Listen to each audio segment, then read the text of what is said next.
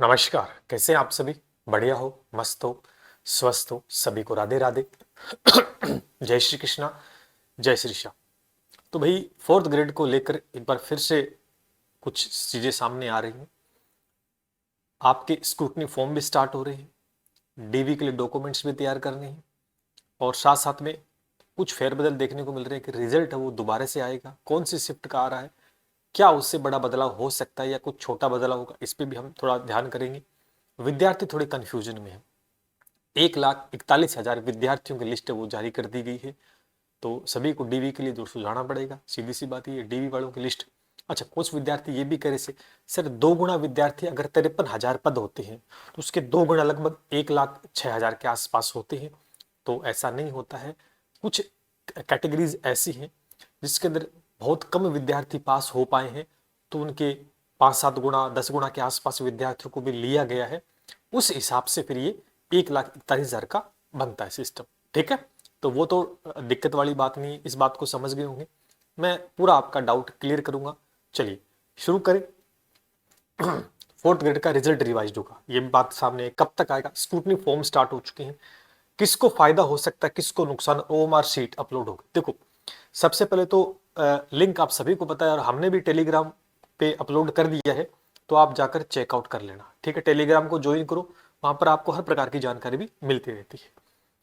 To the point बात करेंगे। यहाँ पर एक नोटिस आया बोर्ड की तरफ से, आप पढ़ेंगे, इसमें आप पढ़ के सुना क्या कुछ है इसमें। बोर्ड ने क्या बोला इसके अंदर देखेंगे। कह रहे कि राजस्थान कर्मचारी चयन बोर्ड द्वारा आयोजित चतुर्थ श्रेणी सीधी परीक्षा 2024 दस्तावेज यानी डीवी के लिए, किसके लिए? डॉक्यूमेंट वेरिफिकेशन आपको करवाना है। उसके लिए शॉर्ट लिस्ट किए गए उम्मीदवारों की ओएमआर उत्तर पुस्तिकाएं, आंसर शीट जिसे हम कह सकते हैं, उम्मीदवारों के लिए उपलब्ध कराई गई। देखो, थोड़ा सा क्या विवाद का विषय बन रहा था कि कहीं गड़बड़ ना हो, इसलिए वो एक सीट ओएमआर सीट है वो आपको देखने को मिलेगी। ये सभी विद्यार्थियों के लिए नहीं, ये उन्हीं विद्यार्थियों की है जिनको डीवी के लिए बुलाया गया। पहली बात तो ये, ठीक है, यहाँ पे स्पष्ट लिखा है कि जिनको डीवी करवाना है, डीवी हेतु शॉर्ट लिस्ट किए गए उम्मीदवारों की ओएमआर सीट, यानी उनकी ओएमआर सीट सामने आई है जिनको डीवी करवाना, यानी 1,41,000 बच्चों को बुलाया है।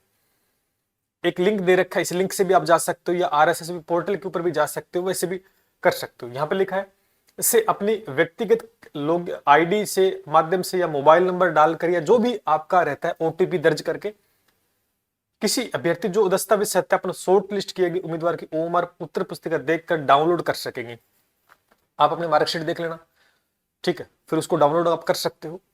और ओएमआर देखने डाउनलोड करने के लिए उम्मीदवारों को हर बार लॉगिन करना पड़ेगा, ये बात बताई इन्होंने।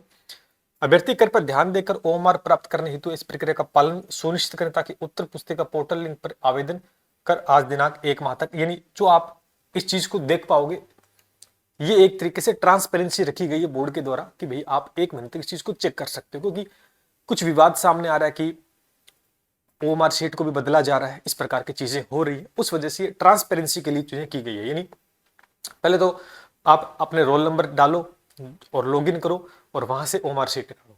ठीक है, आपकी ओएमआर आ रही है, आपको डीवी के लिए जाना होगा। आप किसी भी कैटेगरी से 1,41,000 में आप आ रहे। दूसरा एक विवाद का विषय यहां पर आप देखेंगे, इसको भी जानेंगे कितना बेनिफिट हो सकता है। चयन बोर्ड सुधारेगा अपनी गलती, तकनीकी एरर से एक सवाल जवाब में हो गया था बदलाव, चतुर्थ श्रेणी सवाल का जवाब बदलेगा, दूसरी पारी यानी सेकंड शिफ्ट की पारी का परिणाम होगा रिवाइज्ड। ठीक है, सेकंड शिफ्ट का परिणाम होगा दोस्तों दोबारा से रिवाइज्ड, ये बात बोली गई है। ये एक प्रश्न है जो अब बताया गया, ये सेकंड शिफ्ट। तो ये 108 नंबर क्वेश्चन है। सर इसका आंसर पहले क्या था अब क्या था वो एक अलग बात है, लेकिन इसमें किसको बेनिफिट होगा मैं बताना चाहूंगा आपको, और कितना फर्क पड़ेगा। एक और चीज बताऊं यहां पर कि अब यह पड़ेगा असर, इसको पढ़ेंगे। बोर्ड अध्यक्ष ने सोशल मीडिया से बताया कि जवाब बदला जाएगा, इससे दूसरी पारी का परिणाम रिवाइज्ड होगा, इससे बॉर्डर लाइन पर मौजूद अभ्यर्थी प्रभावित होंगे, कई अभ्यर्थी अंदर हो सकते, कई बाहर हो सकते हैं। ठीक, ये तो तय बात है कि जो बॉर्डर लाइन पर है किसी को फायदा हो सकता है, किसी को नुकसान हो सकता है, लेकिन कितना बेनिफिट हो सकता है, बहुत सारे विद्यार्थियों के मन में क्यूरी है, सर 1 नंबर ज्यादा 1 नंबर कम है, बहुत सारी दिक्कतें आ रही है। चलो इस बात को हम यूं समझते हैं, यूं समझने का प्रयास करना। ये क्वेश्चन नंबर कितना था? देखो, पहले तो जो रिजल्ट रिवाइज होगा वो किसका होगा? रिजल्ट है वो सेकंड शिफ्ट का रिवाइज होगा। ठीक है, पहली बात तो ये ध्यान कर लेना। क्वेश्चन नंबर 108 है, सर कितना चेंज हो सकता है? क्वेश्चन नंबर 108 है, कितना चेंज हो सकता है? देखो मैं आपको एक बात ये स्पष्ट कर दूं, हम दो बच्चों को लेके चलते हैं, एक स्टूडेंट अपन लेके चलते हैं, कोई ए स्टूडेंट है और एक स्टूडेंट बी लेते हैं, एक स्टूडेंट बी लेते हैं। अदर शिफ्ट की हम बात नहीं कर रहे, सेकंड शिफ्ट में जो क्वेश्चन का आंसर बदलेगा उससे किसको फायदा होगा? मान के चलो जो 108 नंबर क्वेश्चन था, इसके 4 ऑप्शन थे, ए, बी, सी और डी। हो सकता है कि इसका जो राइट आंसर ये होना चाहिए, मैं एक जनरली बता रहा हूं भी, राइट आंसर ये होना चाहिए, ये होना चाहिए, राइट आंसर ये। लेकिन जब रिजल्ट आया तो उस समय जिन, अब जैसे ये स्टूडेंट ए है, इसने इसको टिक कर रखा था, इसको टिक कर रखा था, इसने ठीक किया, इसको पता था इसका आंसर, इसने डी से कर दिया। लेकिन बोर्ड ने क्या किया, बोर्ड ने इसको गलत मान लिया, बोर्ड ने इसको गलत मान लिया। एक स्टूडेंट दूसरा भी है, ए, बी, सी और डी, इसको भी 4 ऑप्शन मिले। इस भाई साहब ने क्या उत्तर दिया था?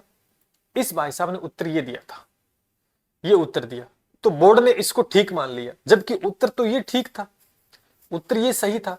इस बच्चे को पता था इसका उत्तर, उसने ये उत्तर दिया, लेकिन ये बोर्ड ने गलत माना।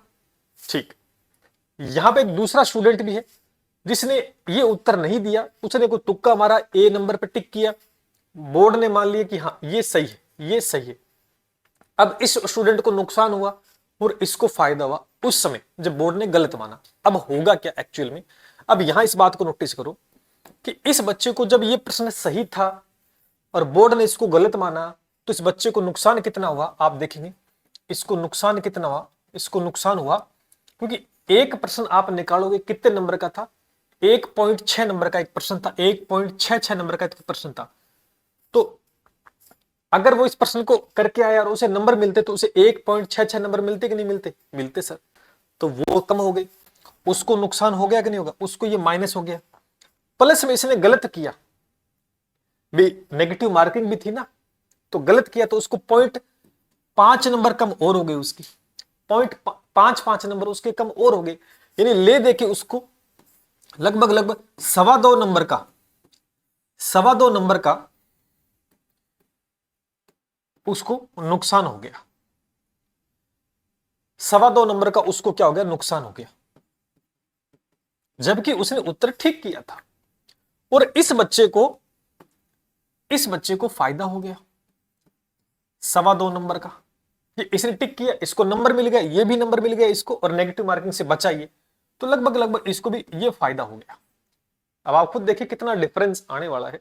माइनर डिफरेंस नहीं आएगा। हाँ, मानते हैं कि बॉर्डर लाइन पे बहुत सारे बच्चे होते, लेकिन नंबर का फेरबदल देखेंगे आप। तो यहां जब इसने इसको आता था, जब अगर इसका ठीक माना जाता तो इसको इतने नंबर तो मिलते, लेकिन ये नंबर जो कटे नेगेटिव मार्किंग में, ये कटते भी नहीं, तो ले दे कि उसको इतना नुकसान हो गया। अब क्या होगा? अब बोर्ड ने क्या किया है, इसका उत्तर अब बोर्ड क्या करेगा? कहेगा यही उत्तर ठीक है। अब इसको नुकसान इतना हुआ था ना, मान के चलो इसके नंबर, इस बच्चे के नंबर बन रहे थे 140, ठीक है। अब इस बच्चे को ये नंबर और मिलेंगे क्योंकि इसको जो भरपाई हुई, इसने ठीक किया, इसको 1.66 मिलेंगे, और नेगेटिव में जो नंबर कटे इसको 0.55 1% के लेकर, वो भी इसको मिलेंगे।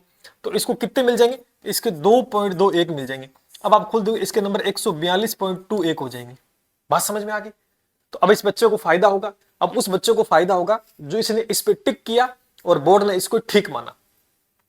लेकिन इस बच्चे ने गलत आंसर टिक किया, लेकिन बोर्ड ने इसको नंबर दिया, इसको क्या होगा? नुकसान होगा, नुकसान होगा। मान के चलो इसके नंबर 140 थे, इसके नंबर भी 140, लेकिन अब इसके माइनस हो जाएंगे 2.1।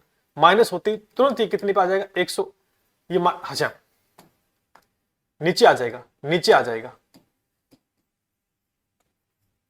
ये पहले बाहर हो गया था, ये अंदर हो गया था, अब ये अंदर होगा और ये बाहर होगा, इस प्रकार का प्लान स्ट्रक्चर बनेगा। समझ में आया? कम से कम 2.25 नंबर का हेर फेर हो रहा है इसके अंदर। उस बच्चे को बेनिफिट होगा जिसने मान के चलो सही उत्तर डी था और उसने डी ही किया, लेकिन उसको उस समय गलत नंबर मिले, नेगेटिव में चला गया 1% और 1.66 का भी उसको नुकसान हो गया। ले देखिए इतना उसको नुकसान हुआ था। ठीक, अब ये सारा का सारा इसको मिलेगा। अब इसके 140 है तो ये 2.25 नंबर ऊपर हो जाएगा। इसको फालतू मिल रखे थे नंबर, इसके कट जाएंगे तो ये बाहर हो जाएगा, ये अंदर आ जाएगा। ऐसे स्थिति में बहुत सारे बच्चे हो सकते हैं, है ना, बच्चे बहुत सारे हो सकते हैं। कुछ बच्चे जो लाइन पहले से सेलेक्ट थे, नंबर आ रहा था, लेकिन अगर उनके माइनस होते तो वापस वो लिस्ट से बाहर हो जाएंगे। और कुछ बच्चे बाहर थे सिर्फ इस 1% की वजह से, अगर उनको 2 नंबर और मिलते तो वो अंदर आते, तो नो डाउट वो अब ऑटोमेटिक अंदर आ जाएंगे। तो इस प्रकार से सेकंड शिफ्ट की बात कर रहे हैं। सेकंड शिफ्ट का रिजल्ट रिवाइज आज 5 तारीख 6, 7, 8 के आसपास है, वो आ जाएगा 9 तारीख से। अच्छा, अब ये कार्यक्रम समझ में आ गया, मैंने बता दिया कितना डिफरेंस आने वाला है हर एक बच्चे के साथ। ठीक, ये वो एक प्रश्न है। अब इसका उत्तर क्या ठीक था वो बोर्ड, और उसी के हिसाब से आपको डिफरेंस मैंने समझा दिया। लगभग 2-2.25 नंबर का डिफरेंस आपको देखने को मिलेगा। इस बीच बहुत सारे बच्चे होते हैं, कुछ बच्चे बॉर्डर लाइन पे थे वो अंदर आ जाएंगे, जो बाहर थे, और जो अंदर थे वो बाहर जा सकते, ये होगा। सही। अब जिन जिन का ये प्रश्न ठीक था और बोर्ड ने गलत माना वो कमेंट जरूर कर दे, उनके कितने नंबर थे, अब कितने बनेंगे मैंने बता दिया आपको। अच्छा, दूसरी बात, यहां पर स्क्रूटनी फॉर्म कहां गया? यहां पर आपका स्क्रूटनी फॉर्म है, वो कब से स्टार्ट हो रहे? वो 9 तारीख से हो रहे, 9 फरवरी से हो रहे आपके, 9 फरवरी से होंगे स्टार्ट, और आपको 15 दिनों का समय मिलेगा। कितने दिनों का समय मिलेगा? सिर्फ 15 दिनों का आपको समय मिलेगा। नो डाउट बहुत समय है। स्क्रूटनी फॉर्म कैसे भरा जाता है इसको लेकर कई बार वीडियोस बना चुके हैं, अलग अलग भर्ती को लेकर। नो डाउट इस भर्ती को लेकर भी मैं आपको एक बहुत प्यारा सा वीडियो उपलब्ध करवा दूंगा। हो सकता है कल ही वो वीडियो आ जाए कि स्क्रूटनी फॉर्म में कैसे भरा जाता है, क्या क्या उसमें डिटेल होंगी। उसके बाद में आपको विशेषकर ध्यान करना है सर डीवी। अब आपको डीवी कराना है भी, आप ज्यादा सोच विचार मत करो, आपको कराना। क्या दिक्कत हो रही है इसके? भाई बात, आपको कराना है डीवी, तो डीवी के लिए डॉक्यूमेंट तैयार करो। डॉक्यूमेंट में क्या हो सकते हैं? अब 10th स्टैंडर्ड की ये वैकेंसी थी तो पहले 10th की मार्कशीट आपके पास होनी चाहिए, 12th है तो भी लगाओ, कॉलेज लेवल वाली जो भी लगा दो सारी। जन्म प्रमाण पत्र आपका होना चाहिए, आधार कार्ड है, मूल निवास है, जन आधार है, जितने भी डॉक्यूमेंट XYZ जो आपके पास है वो सब लगाओ। एक चरित्र प्रमाण पत्र लगाना है। अगर कोई डॉक्यूमेंट नहीं है बाकायदा तो उसका रीजन आपको देना है शपथ पत्र के मामले। But no doubt next video पे मैं आपको बताऊंगा कि कौन कौन से आपको डॉक्यूमेंट तैयार कर लेने हैं। कोई दिक्कत अगर आपको आ रही है तो उसका भी समाधान हो जाएगा, डरने वाली कोई बात नहीं। आप शपथ पत्र दे सकते हैं अगर कोई डॉक्यूमेंट मिसिंग है तो, लेकिन जो पर्टिकुलर डॉक्यूमेंट जिसके बिहाफ पे ये वैकेंसी हो रही है वो होना बहुत जरूरी है। उसको लेकर भी चर्चा करेंगे नेक्स्ट वीडियो में। स्क्रूटनी फॉर्म कैसे भरा जाए इसको लेकर भी जिक्र करेंगे। आपके डीवी के लिए कितने पास किए गए हैं? 1,41,000 विद्यार्थियों को पास किया गया है, तो भैया डीवी करवा लें। नो डाउट जितने भी नंबर, कई कई सर बहुत थोड़े से ऊपर है, देखो डीवी सबको करवाना है। कई बार क्या होता है कि बेनिफिट मिल जाता है, आप डीवी नहीं करवाने जाओगे तो हो सकता है कि कई बच्चे डीवी कराने नहीं जाते तो उसकी वजह से सीटें खाली, तो नीचे वालों को ऊपर सरका दिया जाता है, तो आप वहां पर होंगे नहीं तो सरकाओगे किसको? इसलिए डीवी करो। जितने भी नंबर हैं आपका लिस्ट में नंबर आया है 1,41,000 के अंदर शॉर्ट लिस्ट हुए हैं, तो आपको डीवी करवाना है, चाहे भले आधा नंबर ऊपर है चाहे भले 1 नंबर ऊपर है, कल को पता नहीं क्या हो जाए, इसलिए डीवी करवाना जरूरी है। ठीक है ना, डीवी करवा लेना। नो डाउट क्या क्या डॉक्यूमेंट उसका एक सेपरेट वीडियो बना देंगे, और स्क्रूटनी फॉर्म में क्या कुछ आपको भरना है वो भी हम बता देंगे। ठीक है, ये कुछ बातें आज की सेशन में हमने की जो कि जरूरी थी। अब इसके अलावा कोई आपके मन में कोई डाउट और शंका समाधान है तो आप हमसे कमेंट के द्वारा पूछ सकते हैं।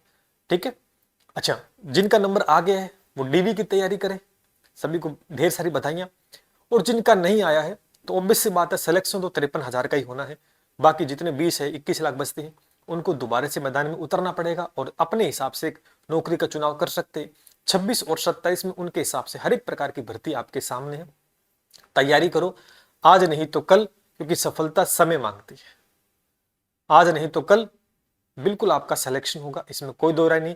लगे रहो, लाइन में लगे रहोगे तो मंदिर में धोख लग जाएगी, और लाइन से हट गए, सोचो कि आराम कर लेते हैं, तो वो लाइन और लंबी होती चली जाएगी, फिर आपको वापस से पीछे से लगना पड़ेगा जीरो से।